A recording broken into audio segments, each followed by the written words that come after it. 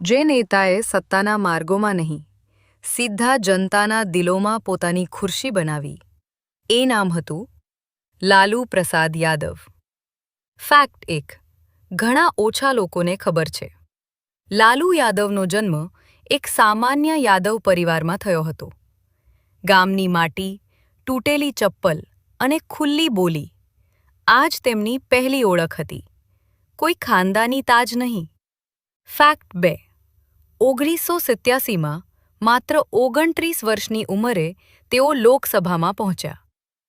જ્યારે દેશ ઇમરજન્સીમાંથી બહાર આવી રહ્યો હતો, લાલુ સંસદમાં સત્તાથી નહીં, સત્યથી બોલતા હતા.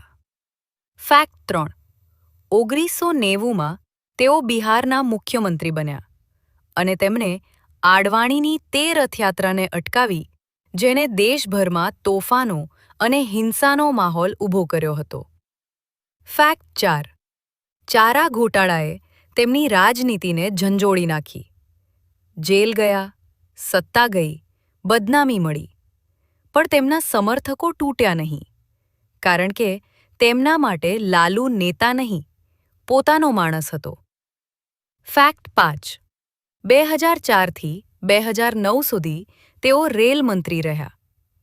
તેમના કાર્યકાળમાં ભારતીય રેલવેએ અભૂતપૂર્વ વિકાસ કર્યો અને તેમના નેતૃત્વમાં રેલને મજબૂત નફો મળતો રહ્યો. લાલુ પ્રસાદ યાદવ માત્ર એક નેતા નહોતા. તેઓ એ લોકોની કહાની હતા જેઓએ પહેલીવાર પોતાને ઇતિહાસમાં નોંધાતા જોયા હતા.